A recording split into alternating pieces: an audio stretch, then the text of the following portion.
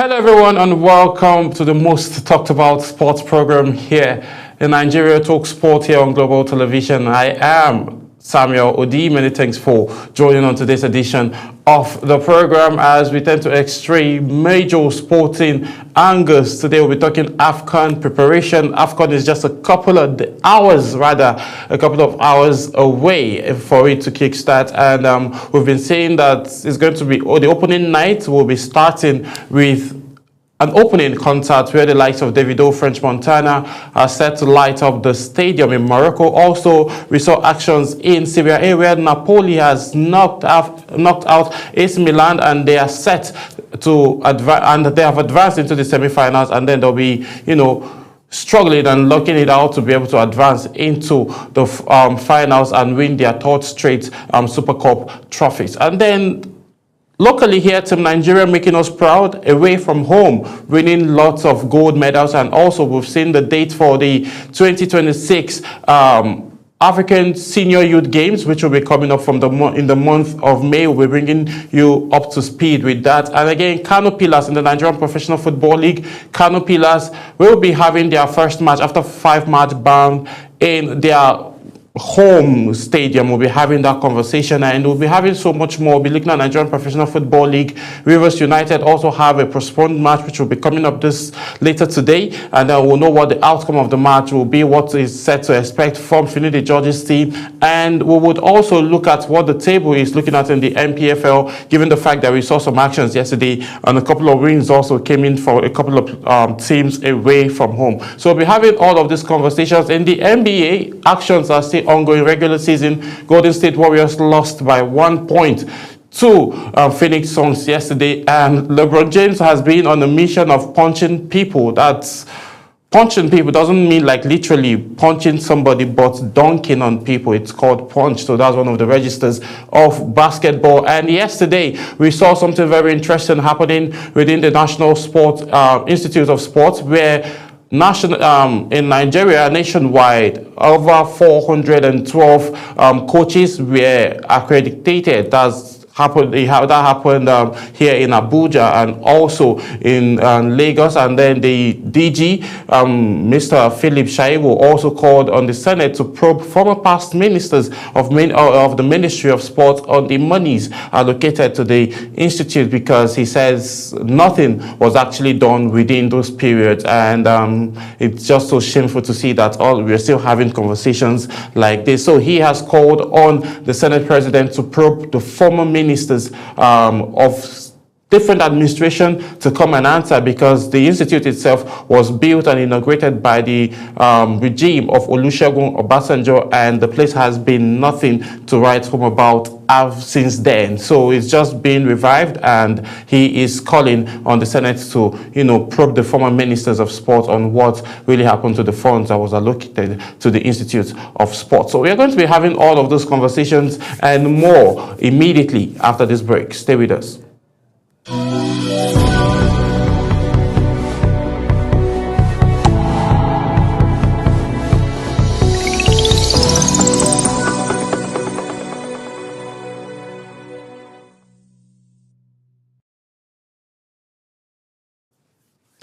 Yes, if you're just joining, this is Talk Sport here on Global Television, and I am Samuel Odi. Let's get the conversation rolling. Davido, French Montana, to light up AFCON 2025 opening ceremony. Nigerian Afrobeat star David Adeleke, popularly known as Davido, will headline the opening concert of the Total Energy African Cup of All Nations 2025 in Morocco. The Confederation of African Football, in a statement, announced that Davido would lead a star-studded international lineup for pre-tournament concert, also built to perform our global hip-hop artist French Montana, Moroccan singer Doua Lion, French-Moroccan hitmaker Lati, and fast-rising act Says. The opening concert is scheduled for Saturday, a day before the competition officially kicks off, and is expected to set the tone for the month-long football fiesta in Morocco. The statement read, Confederation of African Football has officially announced the artists set to headline the opening concert of the Total Energy African Cup of Nations in Rabat. And then this is just interesting to see, and what we are also expected to see at AFCON. With all of these artists, will be bringing together African best national teams, with organizers promising a blend of football, entertainment, and cultural showcase. That is what the African Cup of All Nations will be all about. Not just football this time around, but the introduction and also cultural diversity would be displayed. We are going to see all of that, and it's just interesting to see this is what Africa is all about. So moving on now, Nigeria wins 8 with weightlifting gold medals in Angola. This is coming from Team Nigeria, who are making us super proud. Since the 10th of December, they've been in Angola, and day in, day out, they've been winning medals. Nigeria dominated the opening day of the weightlifting competition at the 4th African Youth Games in Angola, claiming 8 gold medals and 1 silver. This happened yesterday. Favor Colinos led the charge in the 44 kg category with an outstanding performance, winning 3 gold medals after lifting 50 kg in the stretch, 64 kg in the clean and jack, and finishing with a total of 114 kg. In the 48 kg division, Esther Ezenwa delivered another triple gold display for Nigeria, recording 63 kg in the sketch and the 77 kg in the clean and jack, and posting a combined total of 140 kg to top the category. Chinaza Ezenwa continued Nigerians' gold run in the 53 kg category, winning 2 gold medals and 1 silver. She lifted 65 kg in a sketch to claim her silver before responding strongly with gold in clean and jack at the 83 kg and a gold in the total, with an impressive 148 kg. The weightlifting success adds Nigeria to impressive performance at the game, which is still ongoing from December the 10th to the 20th, and we're expecting to see the action coming to a halt tomorrow. Nigeria also claimed gold in both the girls and the boys medal relay event, while Matthew Fumbomi and Ojo Favor secured victory in the mixed table tennis final. So you're seeing it now, that this, not just in weightlifting and track and field, but every other sporting activity is looking very good for the future of Nigerian athlete and sporting ecosystem generally. Winning gold medals in all of the outings that they've gone for is just very interesting. If you saw, there was no space for them to even settle for a bronze medal. It's either silver or gold, and gold is that's what it has been all through. So this is just interesting, and congratulations to all of these athletes for making Nigeria great, and also congratulations to the National Sports Commission for making it possible for these athletes to be able to travel and providing them all of the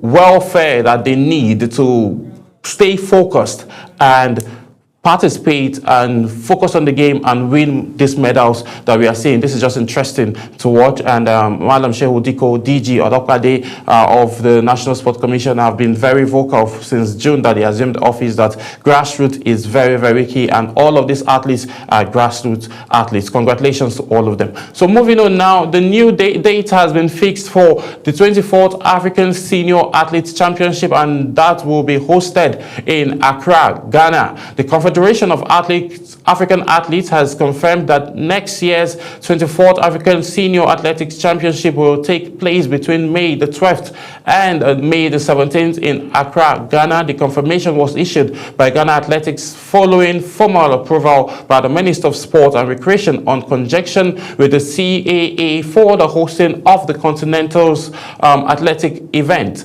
Ahead of the championship, activities will begin early with CAA administrators and technical officials scheduled to arrive in Accra on Monday the 8th, 2026. Members of the CAA Council are expected a day later on May the 9th, while the council meeting and the arrivals of participant teams are fixed for May the 10th. The championships will wrap up on the May 17th, with all teams expected to depart Accra on May the 18th, 2026. And all these actions is something we are going to be seeing. A lot of grassroots athletes will be recognized, a lot of individuals will be, a lot of talents will be discovered, and also we'll be looking forward and gearing up for Olympics 2028. All of these things are very, very key to witness, and all of these activities happening is what is actually going to help these individuals, these athletes, get a high level of performance and also preparation ahead of other future competitions that will be coming up to go represent their nations and their countries respectively in different sporting event. So we'll look up and then keep following and then bring you any other developing story we'll be seeing from this said angle. So I'll come back home again after taking a quick flight to Ghana. Let's bring it back home as Nigerian Premier Football League is still on. We saw a couple of actions yesterday as Onyemechi reflects on Shooting Stars win at Barua FC. Shooting Star forward Austin Onyemechi said that their away win over Barua FC was important for the team. The Oloyele Warriors defeated Barua FC 1-0 at the Sani Abacha Stadium, and it was Shooting Stars' second away win of the season. Onyemechi played a key role in the win with his impressive work rate. The former Rangers forward expressed his readiness to help the team achieve their goal, which is to advance further and win the MPFL. But looking at it now currently, they are not looking like it's now on the standings. Now we'll bring you up the standings and see where Barua FC. I think Barua FC is on the second phase, that's counting from the 11th position down. They are almost facing relegation, but we will see how they'll be able to regroup and then bounce back, because the league is still very, very much open. So still talking Nigerian Professional Football League, Barua FC is set to face Rivers United later as the scheduled feature will be. Looking at it now, Barua FC will trade tackles with Rivers United in the Nigerian Premier Football League Match Day 5, a scheduled feature. This encounter is billed for Sani Abacha Stadium, still in Kano. The game was moved from the initial date due to Rivers United participation in CAF Champions League. Both teams will be meeting for the first time in the MPFL. Barua FC have managed 2 wins from their last 7 MPFL matches, while Rivers United are yet to taste defeat in 4 games. The Malian boys and 19th on the Premier League table, while Rivers United top the MPFL table with 33 points. Quickly now, before we take a very quick look at the MPFL standings, Katsina United Kano Pillars are set to return to home ground after 5-game match ban. The Kano Pillars will return to their traditional home ground, the Sani Abacha Stadium in Kano, after surviving a 5-match stadium ban, while Katsina United will go back to their fortress in Katsina following their key decisions taken by the Nigerian Football Federation NFF Discipline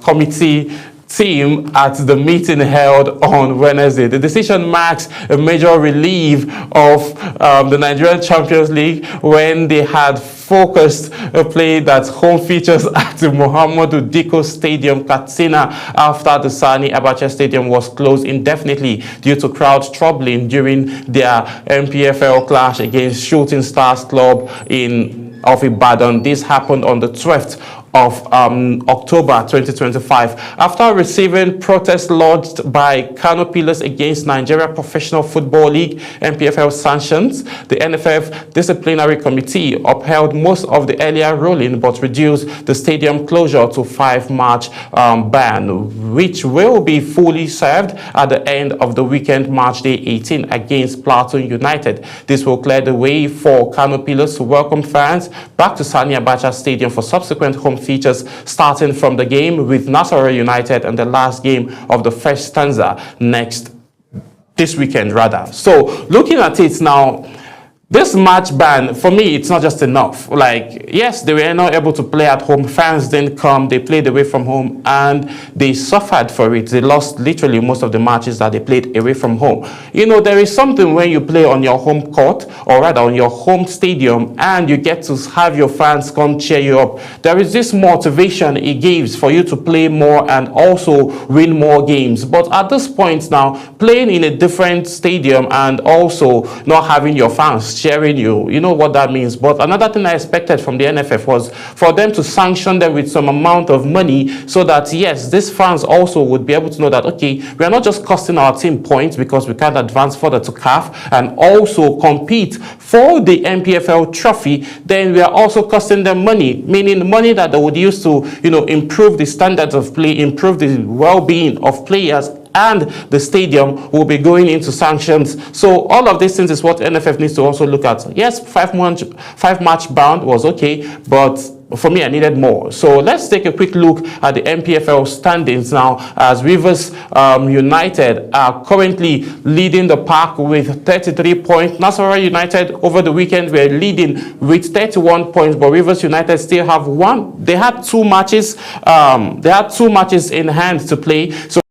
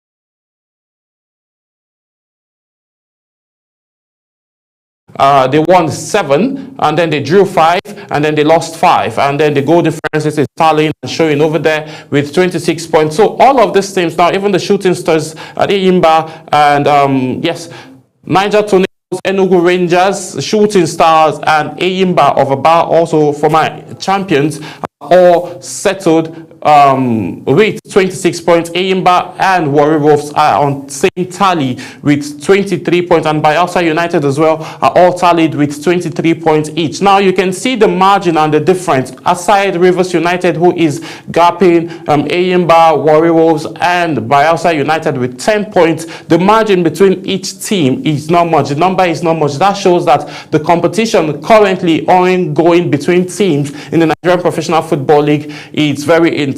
Nobody is handing anything over. They just like what in the EPL. The margin now between Manchester City and Arsenal is just 2 points, and then this weekend we don't know what will happen. If Arsenal gets a draw or loses their match, then and Manchester City gets to win, I think it's going to be bye-bye for Arsenal in terms of chasing that title. So still talking about the NPFL table, we only made a very quick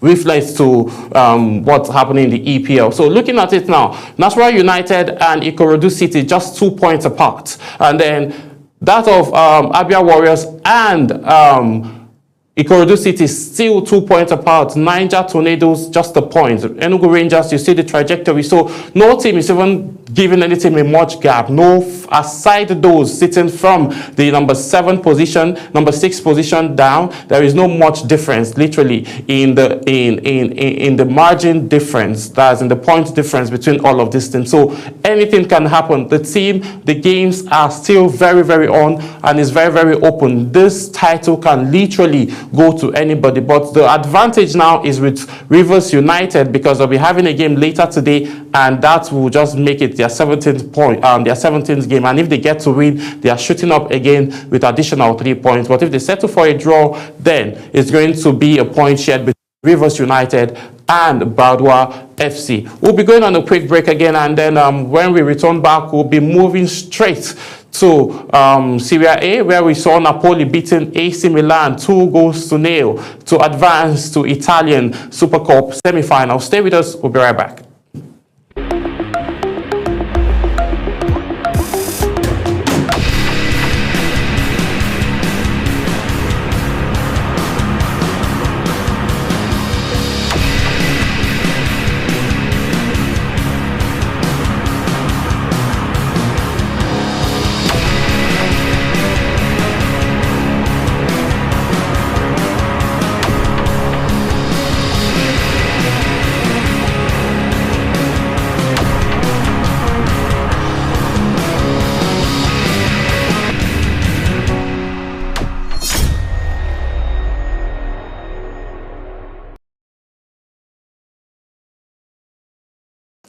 Yes, many thanks for staying with us. We are very active this morning. Napoli defeated Milan 2-0 in Italian Super Cup semi-finals, and then now that has made them quarterfinals rather, and that has advanced them to the Italian Super Cup semi-finals. Napoli drowned AC Milan 2-0 in Thursday's Italian Super Cup semi-finals in Rada. David Nias opened the scoring near the break, with Ramos Angelos lighting up low shot after the hour, selling the encounter at the King's Court University Stadium, one of the proposed venues for the 2034 World Cup finals. The Serie A champions will face the winner of Friday's second semi-final between Bologna and Inter Milan in Monday's final. In Monday's final, Napoli are seeking their third win in the annual competition, but first since 2014. The win in Saudi Arabia was a quick pickup after Napoli lost 1-0 to Udinese in the league at the weekend to leave them third, 2 points adrift of Inter and 1 behind Milan. So the beef came from the Serie A Cup, so they actually had to make a point. Yes, you're topping us in the league table, but we have to prove a point because we want to win this trophy. So let me bring you a quick highlight of the game of Napoli and AC Milan as they struggled and then settled for a 2-0 win, and then the night was for Napoli. Anjo, who was also a former Manchester United player, and Ruben Amorim saying that he does not see him fitting into his 3-4-3 formation, and that he has to leave. He left to Serie A and he became a champion in the previous season. Now he's gone in to get his second trophy, and Manchester United is yet to win anything. Well, that hits differently to Manchester United fans, but let's just watch the highlights between Napoli and AC Milan.